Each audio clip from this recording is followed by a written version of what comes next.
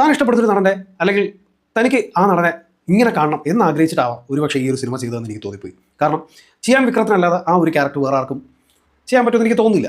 ഇപ്പോൾ സൂര്യക്കൊക്കെ കൊടുത്താലും ചെയ്യുമായിരിക്കാം, ബട്ട് ചെയ്യാൻ കിട്ടുന്ന ആ ഒരു എക്സ്പ്രഷൻ ഫീൽസ് അതൊക്കെ വേറെ ലെവൽ തന്നെയാണ്. ഈ സിനിമ എന്ന് പറയുന്നത് സ്റ്റാർട്ടിങ്ങിൽ ഈ വണ്ടി ഒന്ന് സ്റ്റാർട്ടാക്കിയിട്ട് ഒരൊറ്റ വിടക്കം വിടുന്നു നമ്മൾ പറയത്തില്ലേ, ആ വിടക്കമാണ് സിനിമ തുടങ്ങുമ്പോൾ. അത് നിൽക്കുന്നത് ക്ലൈമാക്സിൽ ഡയറക്ടറുടെ പേരെഴുതി കാണിക്കുമ്പോഴാണ്.